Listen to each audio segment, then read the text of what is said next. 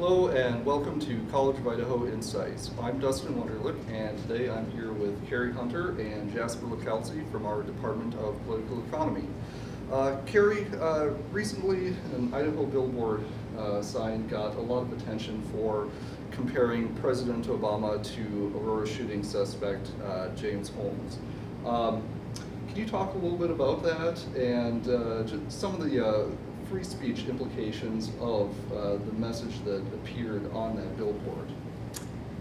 Yeah, well, our First Amendment says Congress shall make no law restricting the freedom of speech or press.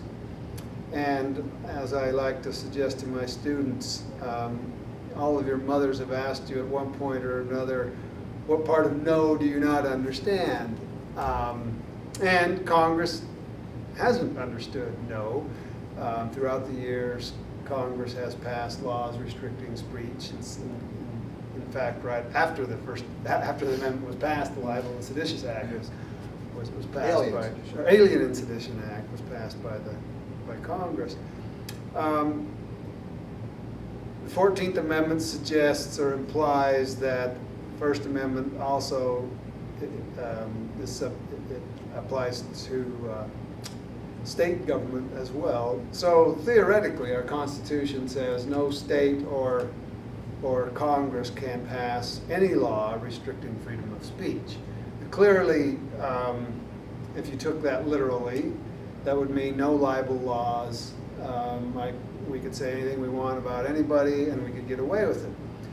And the Supreme Court has tried to deal with libel laws in ways that have tried to protect the First Amendment without going too far. And one of the tests that they've come up with over the years is a public figure test. If a person is a public figure, i.e. the President of the United States, the press can say virtually anything about that person and not be held accountable for libel. And so with this particular billboard, the group that's responsible for putting it up is certainly taking advantage of that constitutional law interpretation of the First Amendment, saying, yeah, if you're criticizing a public figure, you can say anything you want. And isn't it more so that this is political speech too? And the court, I mean, you can get away with an awful lot of stuff, and that's what this is. This is a political statement. It's a statement criticizing not just the president, but especially his foreign policy, so that you got a real wide berth there. Yeah, you add the public figure to the political statement, because again, one of the things the courts try to figure out, what kind of speech does the First Amendment really, is it talking about, and we're not totally sure, but we do know at least this much, that political speech is certainly the kind of speech that must be protected. If I want to say the king is a fink, I have a right to say the king is a fink. If I want to say Obama is the equivalent of a crazy guy in Colorado in a theater shooting people, then I have a right to say that. So really, the only check on the press when it comes to these kinds of statements, political figures using public speech, is their own sense of decency. And some people, I think, are legitimately offended by the fact that Obama, that this person who has killed these people in the theater is being used as a way, or I should say the deaths of these people who were killed by this guy in the theater is being used as a way to take a slap against Obama. So some people would simply say it's in poor taste, but it certainly is constitutional. Yeah, and I think the city of Caldwell's just come out with a statement of this, saying, hey, we're against this. And you look at it from the standpoint of the city of Caldwell, this is national news, New York Daily News, CBS News. I mean, people all over the country are seeing this, and it hurts the reputation of Caldwell. People maybe not want to move here as much. Businesses may not want to come here. So the mayor wants to come out against this that way. Though, again, because the city's part of the state, as an arm of the state, they can't pass any laws against this. But what you're looking at here is this group is doing this. They're libertarians. They believe in liberty first, and not necessarily conservatives. They're not conservatives in the means of saying what's virtuous, what's best for the community. This is not best for Caldwell, regardless. But when I have the right to do this, even if it hurts other people, and this does, and this does hurt them. So I think this is how this group differs from many, and I see this as a conflict within the state and within conservatism, and something I'm looking at is this kind of the difference between kind of a moralistic communitarian side of conservatism versus the libertarian side, and they're really at a conflict in many type of different issues. They often can cover them up in certain ways, but you do have problems. When you look at what he's criticized, everyone said, look, he's criticizing Obama. But you really look at what the criticism's about is the wars in the Middle East. If anything, I don't understand. What I don't understand, It's that, or it's criticism of those people who give out the Nobel Peace Prize. Well, Which Obama got a lot of. I mean, there was a lot of flack for giving him that prize before he'd really done much. So the sign's a little bit inaccurate in that it wasn't Obama's policy in Afghanistan that led to him winning the prize. or that that you look at his foreign policy in the Middle East. He's withdrawn the troops from Iraq. He actually increased some troops in Afghanistan, but he set a set timetable that we're going to get out of there. Looking at that, because because them as libertarians don't think the U.S. we should be involved in these foreign conflicts, they should be applauding this. Mm-hmm. But I think part of what they're trying to do, and some of the people involved in this are saying, well, we criticize Bush too. I don't think they would have done the same thing with Bush just because Obama in this area is an easy target. So even if your message is a little mixed, and it's just poorly done. I've talked to some other people about this too, and I mean, when Ralph Smead owned the board, and it got some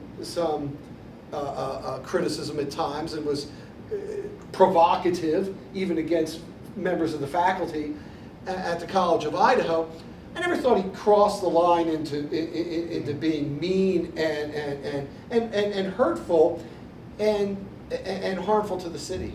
Yeah, well, I guess I'm uncomfortable really accepting the fact that it's necessarily harmful for the city. And I'm thinking of the argument of John Stuart Mill, who argued back in around 1830 or so, that we should actually celebrate people who are willing to say things that make us uncomfortable. If Caldwell is a place where people can say outlandish things, even though they might offend others, maybe we ought to celebrate that. Well, I agree we should, but I don't think a business owner is going to say, I'm going to go there because of that. I agree with that, that there's a certain idealistic thing to say, well, look, we favor free speech in the marketplace of ideas in Caldwell, and the overwhelming majority of people have criticized that. That's a good thing. I think from a chamber of commerce perspective, right. And it doesn't work well. And my argument is this gives the Chamber of Commerce, this gives the mayor a chance to speak up. This gives, I mean, if a free speech libertarian sign has the capacity of getting Caldwell, Idaho on the national map, and then the mayor can come back and make, I mean, I'm not totally convinced that it's bad for the city. Well, you say, any publicity is good publicity. Right. So that the name of Caldwell's out there, people might forget what this is and keep that in their mind. Maybe I'm going to see you convince Mayor Nancolas that. I don't know if you'd agree. It's given Mayor Nancolas an ability to speak. So I'm fairly pro First Amendment on these sorts of things. Political correctness has done enough to silence critical speech that it does, especially here on a college campus especially. I mean, I'm not overly concerned about a sign that is, I think, arguably in poor taste insofar as it's not allowing the people to mourn who lost their, I guess they can still mourn, but it's offensive to such people. But I like the fact that people are willing to say things that are offensive. Well, and isn't this, so was it Jefferson who said, you know, he talked about civil liberties, it's for the people that we find rather despicable. Yeah, exactly. And when you look at, I think one of the best examples is Miranda, and people know about the Miranda rights. A very despicable person who when he does get out after that, kills someone. I mean, but they're it's not the you don't need free speech to protect what everybody else thinks is okay to say. Right, and you think of even some of Thomas Paine, and he was kind of a despicable person in certain ways too, and and that's what makes civil liberties so difficult to protect, because often they're protecting people that you're uncomfortable with. Right. But without that, who's challenging the status quo? Who's going to be the thought police? Who's going to say what is legitimate to speak?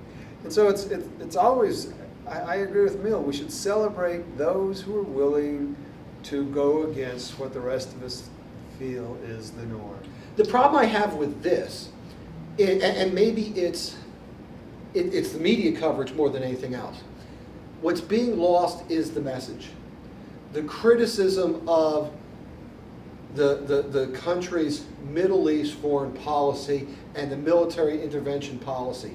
What I find interesting about that is many liberals who would criticize this actually would agree with the policy, and many conservatives who want to stand up for it. And that's what happens. They say, look, this is offensive, this thing.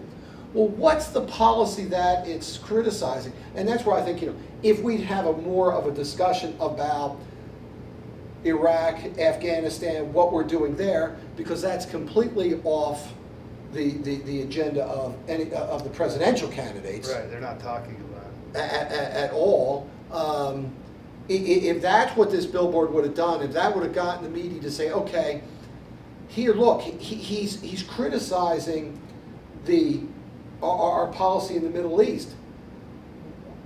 Is it up? Should it be criticized? Instead, we say, oh, we don't like how he did it. So that gets to be the focus rather than. Right, and that's the media. I think it's my criticism. They're lazy. Well, they know that they can get a reaction out of people. Oh, wow, look at these bad people who are comparing Obama to this. But they don't say, why are they comparing him? Right. That's easy for them. Instead of, it's easy, it's intellectually lazy. And somewhat intellectually dishonest. Yeah, because they're not bringing out the issue. Well, what I find interesting, what they could have done just as easily, but it doesn't fit into their libertarian thing, is use that as an abortion argument. That Obama's pro-choice position kills all these children and no one gets all these unborn babies and no one gets upset about that. They could have done that, but that doesn't fit in with their libertarian position too. So that's where libertarians get in trouble. Now, also in related news, we had some mayors of Boston and Chicago and San Francisco criticize the CEO of Chick-fil-a for his comments about being in favor of traditional marriage and against gay marriage, and saying that Chick-fil-a was not going to be welcome in their cities because of that. What are your thoughts about that, and just kind of criticizing a business because of the beliefs of the owner of the business? I find this unique. Communities have criticized businesses because of the nature of the business before, whether it's a store with pornography in it, or a strip club, or an oil refinery, things like. But this is the first example I can think of where they're criticizing not what they're doing, They're not criticizing because you make these fried chicken stuff out of chicken part. They're not arguing about how they treat their chickens, which is probably problematic. Not with the health concerns of eating that fried stuff, that's going to kill you. Not with the soda that you get with that's going to have 2,000 calories in it, but because of how the owner, their beliefs, which I find strange that you're tying them together. And it's political opportunism. I mean, let's just be honest about it. It seems to me, and I find it extremely ironic because, again, as you mentioned, I'm sure that these same mayors are not doing away with pornography in their cities, or maybe live dancing, where women are treated as sex objects, demeaned. What it would seem to me that if you really are wait, that's free speech though. Yeah, free speech. But still, I mean, it's the product that they are bringing is a product that these mayors are not criticizing, even though it does much to demean 50% of our population. And so I find it extremely opportunistic. It plays well politically for those on the left who are pro-gay marriage. Well, it plays well for those on the right, too. Sarah Palin shows up at Chick-fil-A. Yeah. I noticed she was in the picture they showed, she was there with I didn't see her eating. I didn't see it. She actually eating the chicken that's there as compared to the bison or wolves or whatever she shoots on her own. But it is, well, it's opportunism on so many aspects of this. Trying to take advantage, but that's nothing new. Right. I mean, anytime that's what bothers me with not with Kerry. Other things bother me with him, but how look how bad our political environment is. Oh, it's horrible. Have any kind of history view at all? It's nowhere near as bad. Look how split our Congress is. Go back to 1850s. They were shooting. They were pulling guns and beating each other with pokers from the fireplace in there. I think that's a little bit worse. But it's each side's going to take. And you know who's most happy about this? Chick-fil-A. Right. Because there's this backlash. It's just like the virgin. Vodka that was being banned here in Idaho. That wasn't. It was Five Wives. 5 wives. Well, I guess they weren't necessarily virgins. No, they were wives. Five wives not. vodka. But Chick-fil-A. There's this big movement that for I'd I think never there's heard of Chick-fil-A prior to that. Yeah, it's like in malls or something. I'm not really familiar with it myself. But there's going to be some Eat at Chick-fil-A Day. The conservatives to go Eat at Chick-fil-A Day. Well, that's a great thing for them. So, like you never heard of it, now you do, so it's good. And maybe that ties back to, there's people in New York now who know about Caldwell who didn't know about Caldwell before. So that's all we need is we've got to get Clements to mention the College of Idaho up there again. Right, We'll be exactly. good. Comparing us to something despicable. Maybe if he watches this, he will. Great. Well, thank you very much for participating in today's discussion, and thank you to all of our viewers. Have a good day.